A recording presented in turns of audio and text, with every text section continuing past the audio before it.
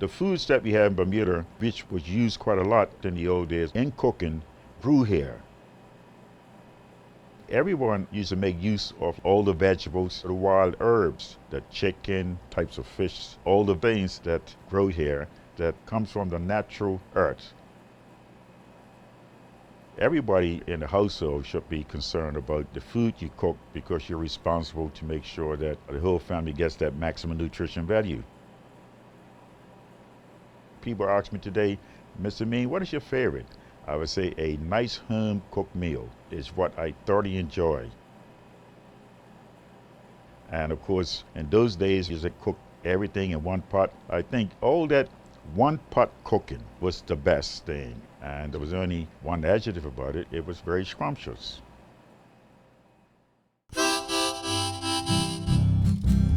All the way to Baylor's Bay, fish and taters every single day. They used to sing and dance as they went along, singing a happy but a teasing kind of song. Ha ha ha, yeah man.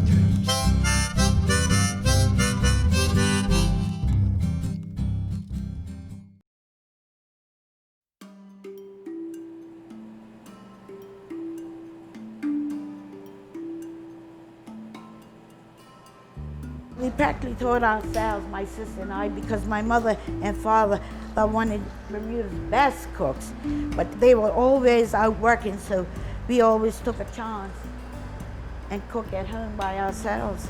And if anything didn't turn out right, we used to put it in the bucket for the pigs. My name is Dolly Pitcher. I'm from St. David's, born and raised in St. David's. No place like St. David's. It's home, sweet home. My mother was named Joyce Pitcher and my father was named Sidney Pitcher. He loved cooking and he loved fishing and he loved swimming, diving up his own seafood, conchs, making his own conch stew. I love small fish. My first cooking was a grunt. Then I got around age like 5 or 6, and then hanging out with my sister. She was a little older than me, and a lot of other girls. They go catch fish. Somebody go in somebody's garden, get potatoes and vegetables. So we have fried fish and vegetables and things. That's where I learned how to cook on the rocks.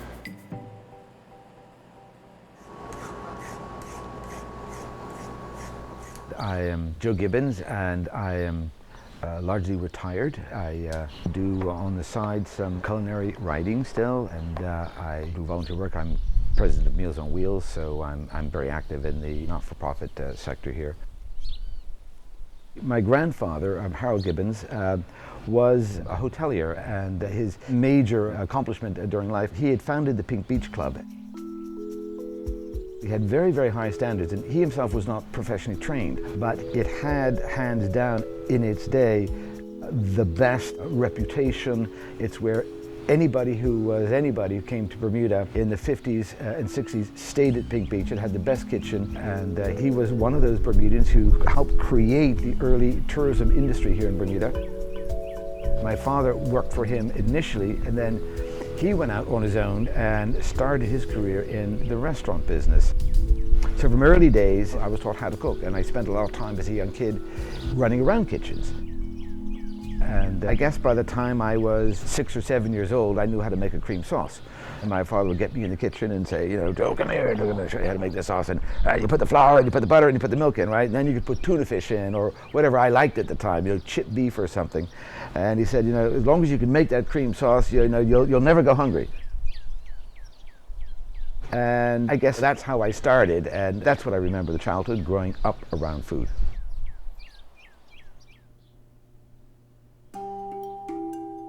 My name is Frederick Ellsworth Ming, and I went to the Bermuda Hotel School for training, and then I went on to London.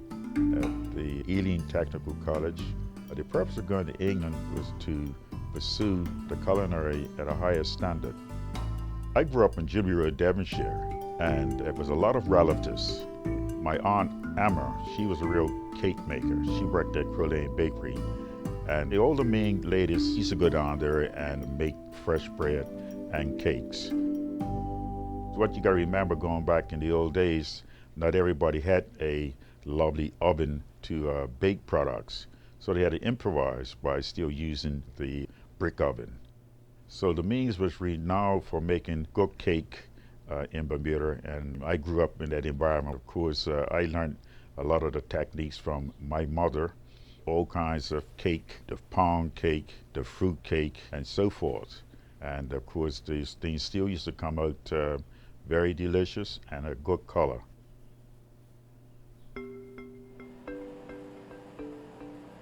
When my father was alive, he used to work for someone at the cup match. And when I was a young girl, I used to go there, help him, do all the vegetables for him, like peel the potatoes and his onions and everything for him.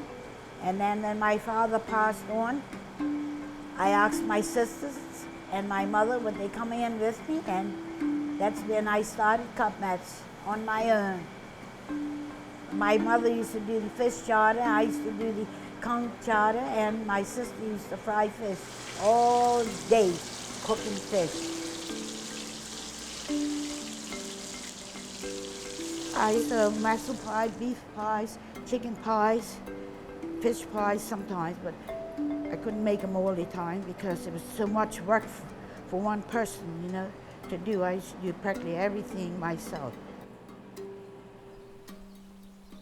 In about 1995, after a career of business, banking here, I decided I'd had enough and I wanted to do something that I'd always had a keen interest in, and that was cooking. I had done a lot of traveling through my professional career to date at that time, so I knew what good food was. I enjoyed restaurants and cooking, so I had a keen interest in it. I went off to culinary school. I sort of dropped everything and became a chef. I took a professional degree in the States through a culinary college, went off to Paris, took a subsequent degree in Paris, and then I did a season in the south of France working in a restaurant. Then I went to London and I worked for Anton Mosiman, who was a very well-known chef at the very high end of the market, and I worked in his private club, the Belfry. I came back to Bermuda, and at that time I was maybe a little too old to really, sort of having seen 40, it's tough to get into the business. So I started to write. I did work in the food industry for a while, and I had my own culinary school with a partner. We rented facilities here at the college for a couple of years and taught privately. And I started to write about food here in Bermuda. I did my own TV show for 4 years on VSB called Cooking with Friends. So I just became a kind of culinarian, doing a lot of things with Bermuda food. Although the means were making cakes and things of that nature, I wanted to get more involved into the technical aspects. So I did my apprenticeship at the world famous hotel called the Savoy Hotel in London. The training was really, really top notch. It was a place that you had a resume to say that you did a training at the Savoy. You had no difficulty getting a job. When I left England, come back to Bermuda, I worked at the hotel school in Prospect, and I did management courses at Bermuda College. And I kept attending various conferences, conventions, and also I'm on the board, what you call the American Academy of Chefs. That's an elite category that you have to take various examinations in order to qualify as an upstanding chef. And last year I was honored in Florida as one of the outstanding chefs in the world, and they had given me this Sleep Time Award. So I've done quite a lot, I think, in terms of gaining diplomas, certificates, awards, taking students on international trips and practical experience judging, because I was a judge in foods through the Caribbean. So as you can see up there, I enjoyed it, and I'm there for anyone that will find it fulfilling and enjoyable also. My early background in university history was something that I was very interested in. So I did the research for the Bermuda Foodways for the Smithsonian. And that really gave me a leg up, if you like, into Bermuda's food history, because for a year and a half, I had the opportunity to go around the country and interview lots of people who had been involved, either working in hotels and restaurants or who were chefs, and I could pull from them their experiences. People who were then 70 and 80 years old from what they remember in a house growing up. So you can get back, 100, 150 years maybe of tradition. And that was fascinating. So then I've just kept on reading all I could about food in the Caribbean and how food affects our society. And I got involved here at the Bermuda College coaching culinary team and worked alongside Chef Fred Ming, going down there and seeing what he was doing, working with him. Tiny one. And he had a real vision of using Bermuda food, traditional Bermuda ingredients to showcase. And I got to know Dolly. I would go to Cut Match and hang around her stall and got to know her fairly well. And some years ago I said, all right, Dolly, I'm gonna work with you, because I wanted to learn what she was doing. And so for 3 or 4 years we worked together, and working there hands-on, I learned all these things and we became very good friends. You find that the dish itself was always served a pumpkin, Sweet potato, potatoes, and sometimes a bit of rice in it. always with rice. Yeah. These are people who have contributed a lot to Bermuda's culinary lexicon and landscape. So I'm gonna watch you see how you fix yours first. How about Okay. that? All right. And just through them, I started learning more about some of our traditions and Bermuda food. And I still, to this day, am reading constantly about food history, how food has affected society, its impact, certain ingredients, the impact it has, socially, economically on where we are. And so I love it. It's a hobby. I was on a cruise ship a couple of years ago, and the chef had on the menu Bermuda fish chowder. And it was nowhere the color that we have it. It was white. It was a cream. So with some other ladies that was on the cruise, they said, oh, Mr. Ming, you better go down and speak to the guy, right? So Bermuda is a unique place and has unusual concoctions that is not really served anywhere else in the world. A lot of things that we have here are unusual. I haven't seen some of Bermuda foods elsewhere, like hash shark. You might hear of shark, but not hash, okay, like with hot peppers and things of that nature. And then, of course, like fish chowder and certain types of fish stew. When you go to France and other places, the chowder is a cream base, but here it's brown. They used to use a food coloring, by taking sugar, putting it in a pot with water, and caramelizing it. And that's how they used to color food, and also Christmas puddings to give them a nice color also. I'm gonna put a bit of fresh thyme in that. And then of course the leaves from the peppers. The old timers made use of those ingredients coming from the garden at that particular time. When things are plentiful, you find that they're used best. The freshness of the products is imperative. And of course, also would help you cut back your pounds and pence or dollars and cents or whatever the case may be. And you find that the old timers, because they were home more, they created types of dishes and so forth. So there are some unusual things in Bermuda foods. In our past, a place like Bermuda was not a glamorous past. Bermuda was a very poor place. There were a couple of big houses, but people were poor. You had to really make do, and so you had to fish and you had to farm. Very, very little in between. And the pictures we see of Front Street, these pictures date from 1900, 1910. They don't date from 1750. It was probably a charming place, but dirt tracks where you walked everywhere, where it took a couple of days to go from Hamilton to St. George's, depending on whether or not you took a horse with you. You know, if you had fresh fish in Hamilton, you want to get it to Somerset. You went by boat, you know, you had a sailing skiff, you loaded on and you sailed to dockyard. That in itself could take a few hours. I mean, things like this that we can't even imagine today. The people in the 1800s, who the Europeans, you know, were either traders or they were sailors, unskilled people, or they were plantation masters, if not the owners, but people who ran the plantations.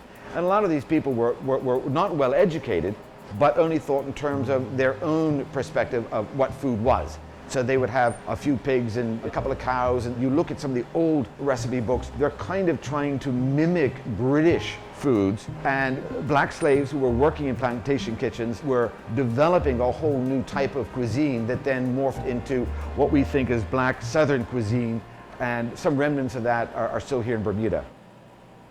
You know, 100 years ago, 200 years ago, cornmeal will keep a lot longer than wheat. And so if you wanted something fresh, you went and you had the Johnny cake or hoe cake, because you could mix it right in a field, cornmeal and water, mix it up, put a dollop of it right on the hoe, wipe it off, and just hold the hoe by the fire. And that was for field workers. And it's quite a tradition in the islands of using oil or grease, lard, and brown sugar. And you throw it in and you make this thick syrup, and then you put in fish or chicken and you fry that in it, and it picks up this really nice goldeny sweet flavor. Then throw some chili peppers in with it, and you know, you've got, you know, a pretty good meal. And that's where a lot of our food traditions come from in the West Indies. There were people from Africa. They had to adapt to new types of foods and maybe traditional ways of preparing them, because people work with what they have.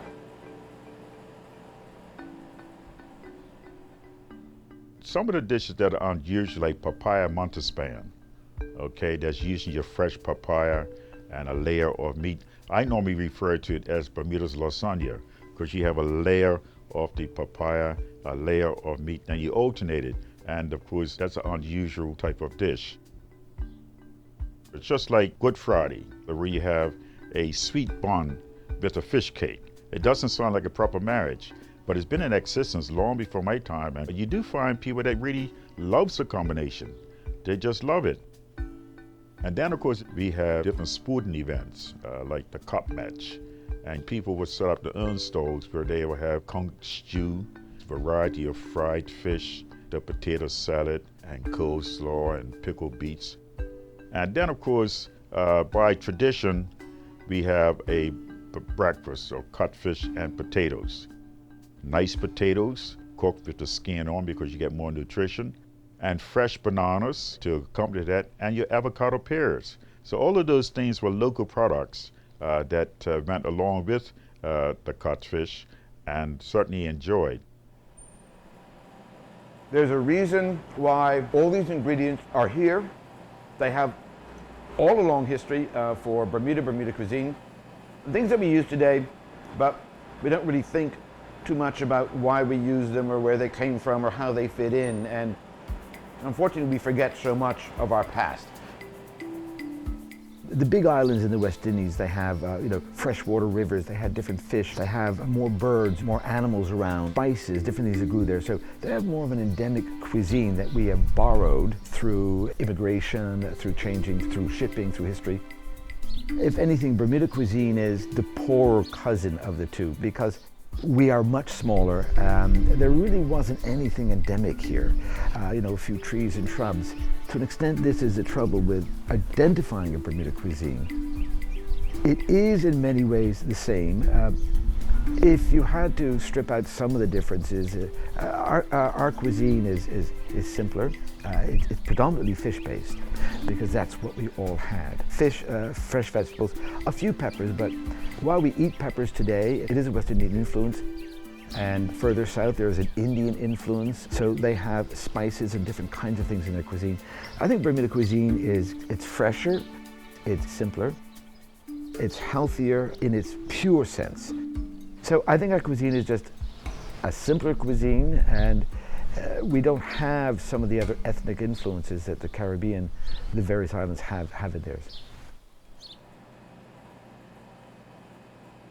Now I'm going to cook some curry lobster and some fried fish, and we're going to show you how we do sweet potato pudding. Everybody has sweet potatoes. They do all kinds of things with sweet potatoes. So we always like to serve sweet potatoes with our curry or fried fish. I'm getting my onions all ready to saute, and then I'm going to put them in a pot, and I'm going to add all my season to my onions and let them cook a while, and then I'll add my lobster and all the other ingredients. First thing you pick up, your seasoning. You can get your curry, you get your oxo cubes. Make sure you always get fresh thyme, and when you take it home, always wash it because it needs it. And then you put it in paper towels, and you can rest it outside and let it dry, but keep your paper towels closed. That's where I dry my thyme. And the same way you do your parsley. And then you get your flour, your potatoes, and your onions, or fish, or whatever you're going to cook. The most important thing is to season your food and don't over-season it. That's the main thing. You could always add, but you can't take out. I try to tell people, just put a little and try it first, taste it and see. Then keep adding like that.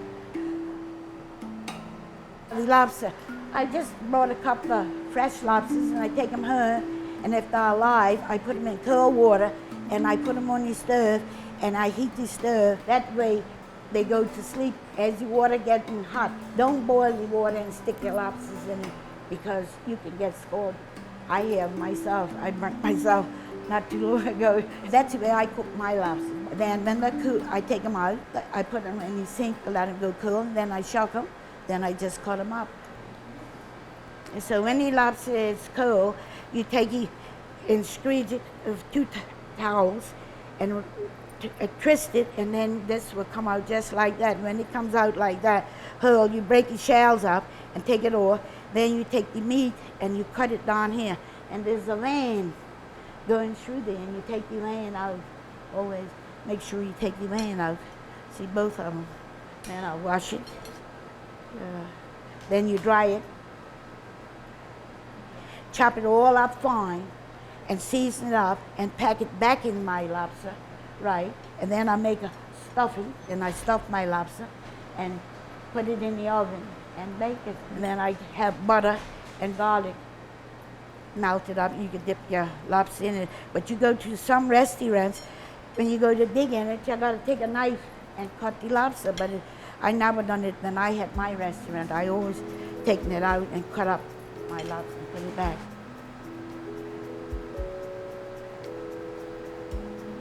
I cook everything with onions. I'll be honest with you, I just keep on adding onions. That's the way I cook. If it's not enough, I can always add more. Now I'm sauteing my onions, getting all my seasoning ready for my curry lobster.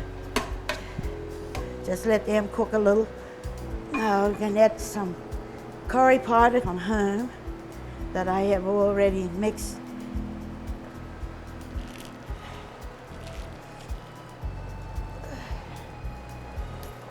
Just adding some plain flour to my sauteed onions and some more butter. That makes it thickening. And then I'll take a can of consommé, beef consommé, add in the second can. Then I'm going to add some fresh thyme, just the leaves. But if I was going to make fish chowder or powder soup or something, I would tie it and put it in the pot just like that. But I don't want to get any stalks today in my curry like this. Split them right down the center. Cook quick. Let's see what it needs. That's where I forgot to put a little pinch of sugar in it.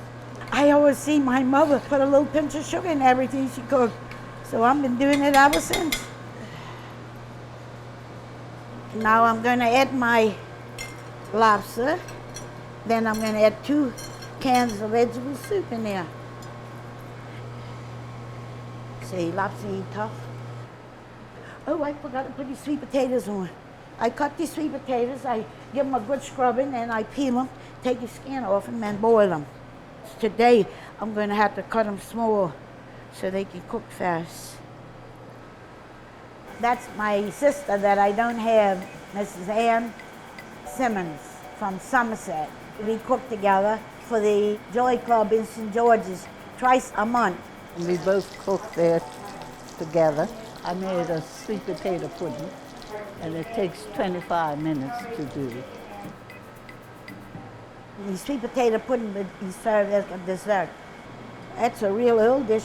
I make mine with I boil some and I mash them up fine, and then I put nutmeg, sugar, brown sugar in it, a little flour in it. You could put raisins in it if you wanted, butter in it, a little baking soda, and I like to take an orange skin and grate it and put it in mine, and cinnamon and spices to your taste. Now I'm going to do my fish. I cook fish so many ways. I can stew it, I can bake it, I can fry it, do all kinds of ways with it. Fish cakes too, good many fish cakes. My favorite fish is chub, because I can do so many ways with chub. And people say, why would you eat a chub? Even they don't like it, because they don't want to bother with burns. I love it. And funny thing, I had chub for my breakfast this morning. I sure did. This is my seasoning flour for my fish. This is snapper. And I have flour, I have paprika, I have a little cayenne pepper and black pepper, dry mustard, thyme, a little parsley, cornmeal and seasoned salt, onion powder, garlic powder, and then I mix it. But you can buy everything mixed today, so you don't have to mix it. We never had nothing like that when we were coming up. In later years, we had all of this season. You see how I do my fish? I'll cover it with some mustard, and then I'll put it in the batter, in my season, let it stand, and then I'll start frying my fish. Half an hour, you could have everything. I catch my own fish if I can, but if I can't, well, I have a lot of friends, they always bring me fish. All my life I used to catch my own fish and lobsters. I got a lot of good friends, they know what I like, and they'll bring me some fish. I'm gonna fry my onions quick. And then I can take the onions out and use the same frying pan for the fish, because the fish don't take long. Any kind of oil, fry the fish. Yeah, as soon as it's hot, I just put something in it and it starts to fry up. I know it's ready. Just medium heat, just saute it. About 3 minutes on each side. If you want to use lemon, you can. If you don't have to. And I could tell then your fish is almost done, because if you stick it, water would come out. And if the water comes out, the fish is cooked. See, I stick the fish, see the water coming out of it? This is the sweet potatoes, plain. I serve it with the lobster, or you can serve it with anything, any meal. And I serve that with rice. Some people said, oh, why too starchy food? But I cook the way I like it, you know? That's the way I am. Perfect, perfect. See that? Number 1 is fried fish and onions and sweet potatoes. And the next one is curry lobster, sweet potatoes and rice. That's a real Sandevzalm dish. I'm making today a very old-fashioned but very traditional fish stew. Now this is a kind of dish that you would not eat today because of its simplicity. We tend now to use a lot of different ingredients, imported ingredients, but this was a traditional stew, and I've chosen it because it is a dish that people would have cooked 100 years ago, 200 years ago, 300 years ago. All these ingredients were found in Bermuda. When you talk about traditions in food history, a mistake that a lot of us make is we go back and we talk to our grandparents, and they can only go back, 50 or 60 years. We're talking things maybe 1900. Well, 1900 we had steamships. They were bringing produce to Bermuda. There was refrigeration, we had ice. We had a lot of things that we didn't have in 1800. or in 1700. And people were still living in Bermuda and they were cooking and they were eating, but it was very different. So if you imagine a small Bermuda cottage and somebody's getting dinner on. Introduced in Bermuda, carrots, we grow carrots. Onions, of course, we would have onions. I don't have potatoes here because they're not quite in season right now, but what I do have is cassava. Cassava grew in Bermuda, it was introduced, arrowroot as well, but cassava was eaten as a starch, and plantain. So these are things that people grew in their backyards. You didn't have to go to a store to buy this stuff. This is lemongrass, or old timers call it scurvy grass. That's the root. I'm just going to chop that up and put it in the soup. It's got a nice lemony smell to it. And of course, thyme. Lots and lots of thyme. And you see thyme throughout the West Indies. It's used in a lot of fish dishes. The fish I'm using today is wahoo, fresh Bermuda wahoo. So the fisherman would have gone out, he would have brought his wahoo home, cut it up, one pot meal. People did not have ovens. They did not have gas stoves. The big houses would have had coal ranges, and normally you would cook outside and you would have one big pot.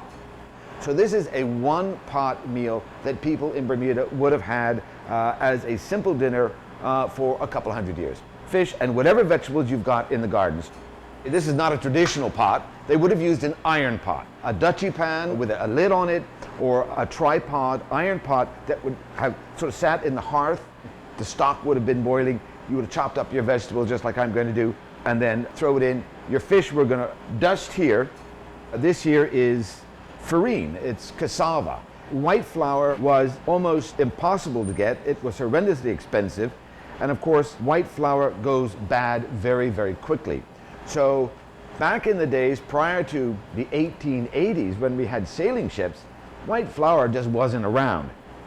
Fresh cassava is grated, we make our pie out of it, and then you dry the fresh cassava, and this is what that is. Or the longer you pound it, the finer the flour gets. So I take my wahoo bits and I'm just going to dust them that, just as if you were dusting fish today in white flour. And that's going to be fried in the oil, and then we're going to put it in the stew. The next bit, I'm just going to cut up the starches, cassava root, and of course plantain. So we're just going to cut the plantain up. These are going to be the starches in our soup. I'm using celery here. Celery would have been a much later addition. It would have been pretty much a high-end ingredient. People would have grown it, but it did require a lot of water, and water would have been at a bit of a premium, so not everybody would have had celery. And then the pumpkin. I peel the pumpkin. I'm probably going to just keep the pumpkin here chopped up in nice big pieces and put it in a little later. And the other thing I'm going to put in here is thyme. Like a bouquet garni, that goes in. And these here are peppers. I'm sure bird peppers were, if not endemic, they must have been here from very early on, because birds eat them, and that's the seeds are dropped and they're fairly prolific. So the small peppers, the little bird peppers that you see in Bermuda, not so much anymore, but they're very hot and they're used to make a lot of hot pepper sauces. So I'm going to take a couple of these, just break them a little bit, put them in. So I've got some heat in the stew. Let me just see where we are with this. So this here boils down. Get the fish in.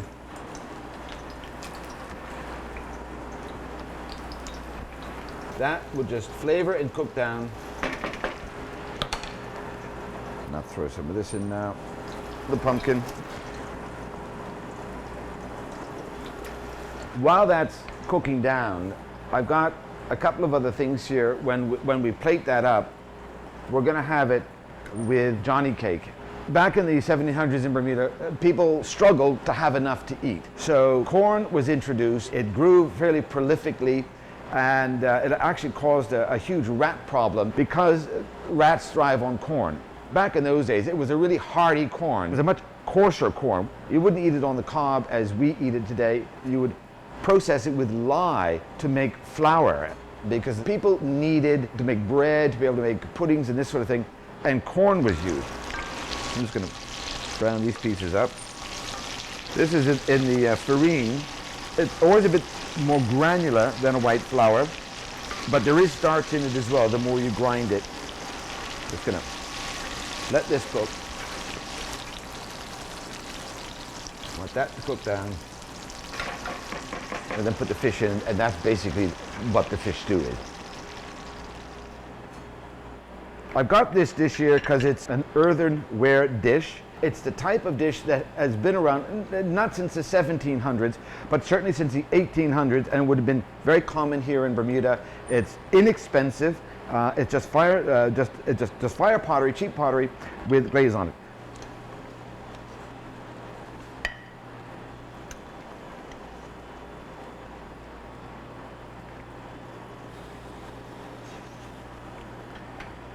I didn't put any salt and pepper in this.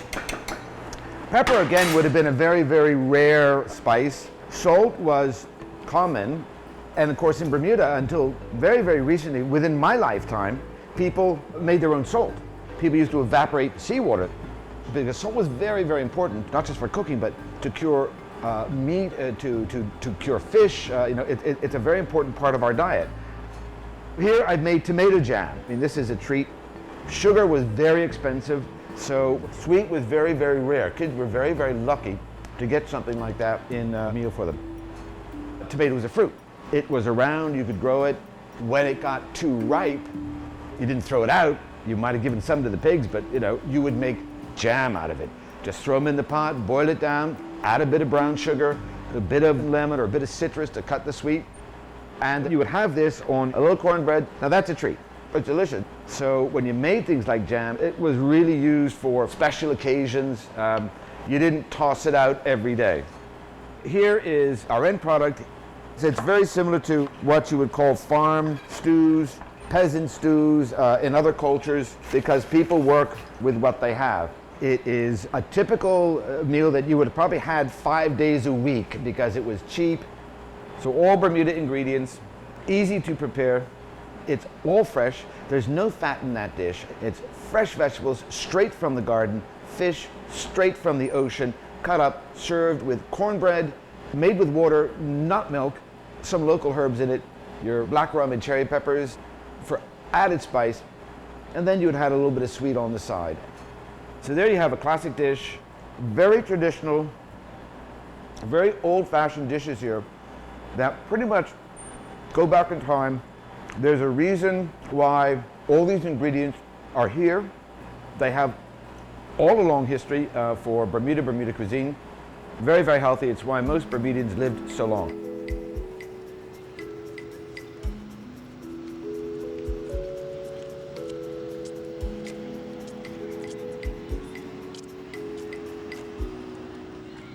I think when people travel, they like to taste the commodities of their country.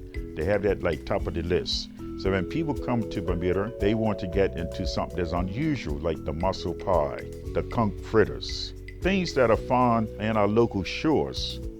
So I certainly would like to see in Bermuda that we have more local restaurants offering more local foods and things of that nature, to be able to offer the tourists a large variety of dishes, because once they taste it, that's marketing for us. When they go back to their respective countries, they tell their friends that they tried something in Bermuda, and that may give that person the inducement to come to Bermuda and try certain dishes, and also see a wonderful and beautiful island at the same time. Sometimes I get emails from people I don't know. They're coming to Bermuda and they found me on the web or something. Where can we go and have a nice Bermudian dinner? Well, my short answer is nowhere. Where can they have a nice dinner? I could name all kinds of restaurants. But where can you really get an interesting Bermuda codfish cake with some properly made peas and rice, or some tomato jam? Things that should be available, not everywhere, but at least one restaurant. At least one restaurant. And of course it's not. If you go to somebody's picnic, or if there's an event at some Bermudian's house, there's going to be fish cakes, and there could be some kind of fried fish and 3 or 4 different kinds of peas and rice, and there's going to be mac and cheese, and there's going to be potato salad, and there's going to be coleslaw. Now, there are going to be things that we all eat at home that we don't see in restaurants. People don't make hash shark anymore. Very few people even know how to make it. The ingredients are still there. I think it's the way we use them. And I think in another generation, that art will be gone. And that's true of many traditional cultures. So I think we're losing a lot of these things. And we're losing them because we're distancing ourselves from where the stuff comes from. In the olden days, all of the natural ingredients that grows in Bermuda, you can guarantee was like in that pot of soup. Big pots of soups. But we have to remember we had no other choice to deal with the stuff that we had. But anyway, I've got some shark that's there, and I've got quite a lot of, a reasonable amount. I didn't have a huge shark, but I have sort of like squeezed this here already, okay? And I need to sort of like put this into the pot.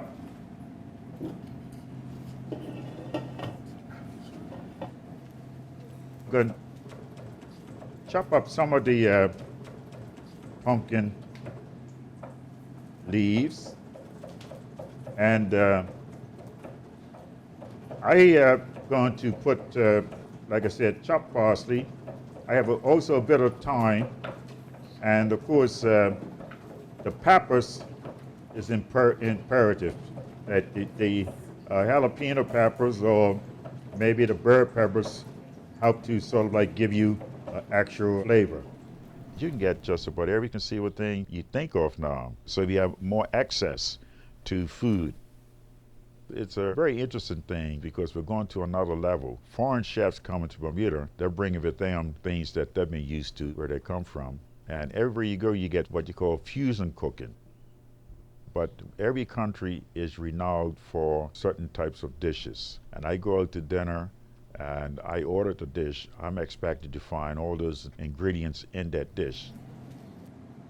Not too long ago, a chap says, Mr. Ming, I know a new way of making Bermuda fish chowder. I say, you do? Yeah, man, you know, all my codfish water, I keep all that. You know, when they're boiling codfish, you keep somebody's keeping all the water and all that stuff. That's lost. There's another way. But if you're using a standard recipe, I'm expecting all those ingredients, and if it's not in the dish, then the chef should change the name.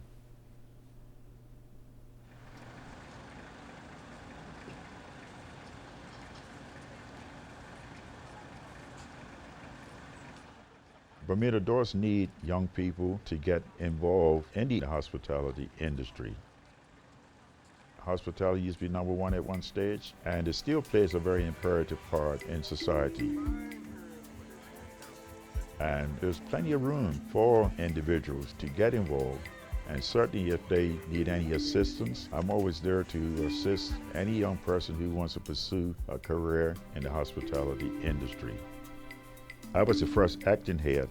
When we opened up the hotel school at Stonington. And it was a unique operation because that was the first purposely built hotel and hotel school in Bermuda. And we were mighty proud to have the hotel school there because a lot of young people are still working in the hospitality industry as a result of getting training at that particular establishment. Of the people I've worked with at the college over the years, I can't think of one who's still in the industry. They've all left the kitchen. I can think of one or two that are in the hospitality industry, but not the kitchen anymore. And others have just left altogether. It's the hours are always a problem, and it is hard on the Bermuda formula to pay young chefs the type of money that you can make elsewhere in Bermuda. And that's the tragedy of it. So it really takes a passion, and it's not just in Bermuda, it's everywhere. And there are two Bermudians who are very well trained at the Fairmont right now. They're climbing up the ladder in their careers. They've had experience overseas, and I think they'll do very well. So there are some coming along, which is great. The industry is going to different heights. For instance, now chefs can concentrate on one specific area. For instance, if you want to be the baker, you concentrate on that area. Or you want to be the pastry chef, you can be that particular one. So you got more specialists now. There's room for the individuals to be able to get involved, and you can make a career out of cooking.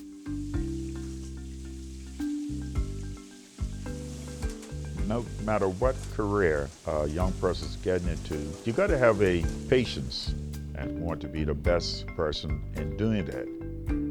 My philosophy basically is to think positive, that you can do well and you will do. I don't like to hear the word I can't. I can is the best thing to stabilize yourself with, that I can do and I will do. It's like what you put into it to make it an interesting career to pursue. So I'm there as a mentor for anyone. I enjoyed it, and certainly I'm more sure that there's others out there that will find it fulfilling and enjoyable also.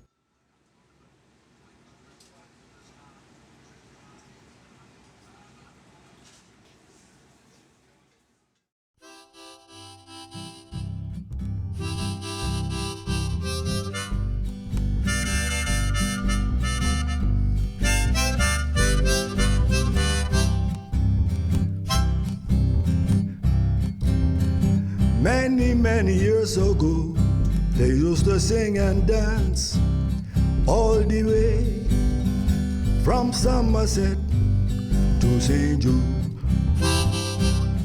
They used to sing and dance as they went along, singing a happy but a teasing kind of song. What they singing, man? They go like, all the way from Mangrove Bay. That's where all the old maids stay. All the way to Crowley Cider. Nothing there but foolish pride. What you say?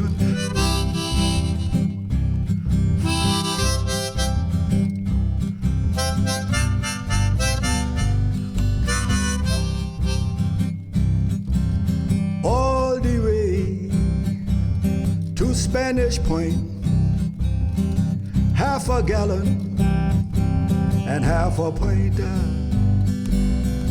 all the way to Devonshire Point, brackish water and rotten corn. Man, you say that's funny, man. They used to sing and dance as they went along, yes, singing a happy but a teasing kind of song.